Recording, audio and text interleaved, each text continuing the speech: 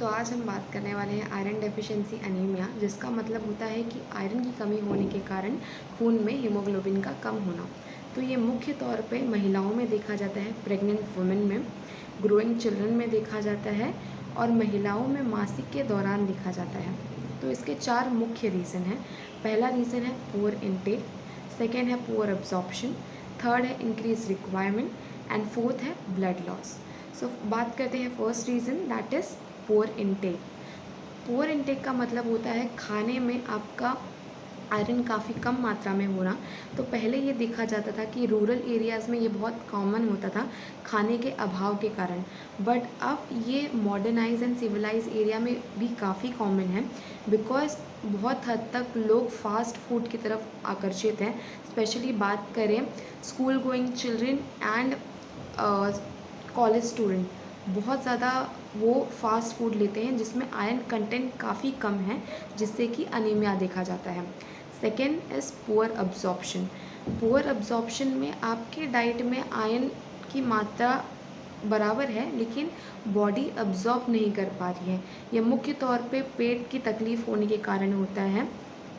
Second ये एक reason होता है कि जब आप खाने के दौरान चाय या कॉफ़ी का सेवन करते हैं, जिससे कि आयरन अब्जॉर्प्शन कम हो जाता है और वो अनीमिया में रिज़ल्ट होता है। थर्ड एक रीज़न है कि जब आप अननेसेसरी एंटासिड एसिडिटी की दवाइयाँ खाते हैं, जो आयरन अब्जॉर्प्शन डिक्रीज़ कर देती हैं। बेसिकली हमारे स्टमक में HCl प्रेजेंट होता है, जो आयरन अब्जॉर्प्शन इंक्रीज़ करता है। तो जब आप बहुत ज़्यादा एंटासिड लेते हैं तो वो एसिडिटी को न्यूट्रलाइज कर देता है और आयरन अब्जॉर्प्शन कम कर देता है। थर्ड अनीमिया का कारण होता है इंक्रीज रिक्वायरमेंट। इंक्रीज रिक्वायरमेंट काफ़ी हद तक महिलाओं में देखा जाता है प्रेगनेंसी के दौरान। जब डाइट सफिशेंट नहीं हो पाता है, तब प्रेगनेंसी में आयरन सप्लीमेंट्स दिए जाते हैं, बिकॉज उसमें रिक्वायरमेंट काफ़ी ज़्यादा होती है। सेकेंड, ग्रोइंग चिल्ड्रन में जब बच्चे बड़े होते हैं तब आयरन का रिक्वायरमेंट ज़्यादा होता है और डाइट के थ्रू हम प्रोवाइड नहीं कर पाते हैं। थर्ड, इन्फेंट्स में जब उनको हम सिर्फ मिल्क देते हैं जिसमें आयरन काफ़ी कम मात्रा में होता है, तो अनीमिया हो सकता है। भले बच्चे चबी दिखें, बट वो अनीमिक हो सकते हैं। तो इसलिए आजकल बच्चों में आयरन सिरप दिए जाते हैं ताकि उनमें आयरन की कमी ना हो। चौथा रीज़न होता है ब्लड लॉस। तो blood loss kidney, liver, stomach, जैसे कि अल्सरेटिव कोलाइटिस, क्रॉन्स डिजीज़, महिलाओं में गांठ जैसे कि फाइब्रॉइड, एडिनोमायोसिस, एंडोमेट्रियोसिस, बच्चों में कीड़े की तकलीफ़ होने के कारण ब्लड लॉस हो सकता है, जिससे कि आयरन लॉस होता है और अनीमिया डेवलप होता है। ये हुई बात कारण की। नेक्स्ट बात करते हैं लक्षण क्या होते हैं अनीमिया में। तो लक्षण ये है, बहुत ज़्यादा वीकनेस आ जाता है, बॉडी एक होना, सर दुखना, ब्लड विजन होना, आँखों के नीचे पीलापन आ जाना, बॉडी पीला हो जाना, हाथों का ठंडे पड़ना, पैर में क्रैम्प्स आना और चलते चलते सांस लेने में तकलीफ़ होना, पैल्पिटेशंस होना और अनयूजुअल थिंग का डिज़ायर होने लगना, जैसे कि पेंट, सोप, राइस, मिट्टी, चॉक, जिसे कि पाइका कहते हैं।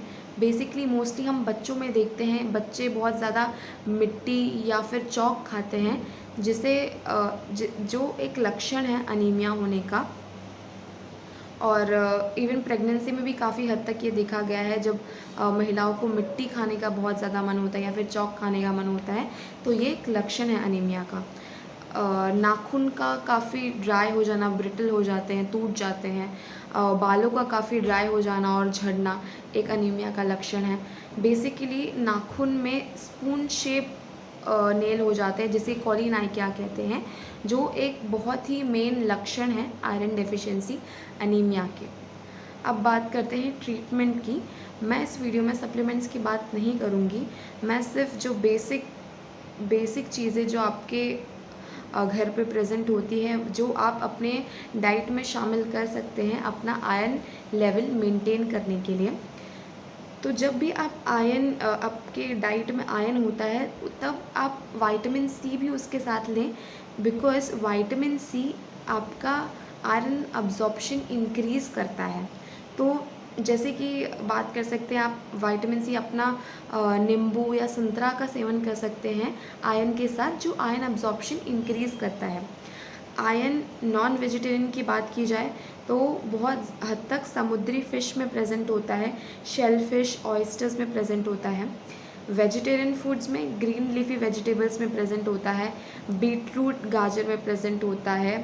तो जब भी आप बीटरूट या गाजर का जूस बनाते हैं तो आप उसमें नींबू डाल सकते हैं जो आयरन अब्जॉर्प्शन इंक्रीज़ करे। और खजूर में प्रेजेंट होता है, भुने हुए चने में प्रेजेंट होता है। तो भुने हुए चने और गुड़ का सेवन कीजिए या फिर उसकी चिक्की बना के खा सकते हैं। और काला तिल में काफ़ी हद तक आयरन प्रेजेंट होता है। और जब भी आप खाना बनाएं उससे या तो कॉपर के बर्तन में या फिर आप उसे लोहे के बर्तन में बनाएं, जिससे कि आयरन कंटेंट काफ़ी ज़्यादा हो जाता है और आयरन लेवल मेंटेन कर सकते हैं आप। प्रिवेंशन की बात करें तो क्या चीज़ ना करें जिससे कि आयरन की कमी हो सकती है। आप चाय या कॉफ़ी का सेवन खाते टाइम ना करें, जो आयरन अब्जॉर्प्शन को डिक्रीज़ करता है। अननेसेसरी बहुत ज़्यादा एंटासिड ना लें, जैसे कि एसिडिटी की दवाइयाँ ना लें। और थर्ड, बहुत ज़्यादा फास्ट फूड ना खाएं। आप इस बात पे ज़रूर ध्यान रखें कि जो आप खा रहे हैं वो न्यूट्रिशियस हो, हेल्दी हो। Thank you.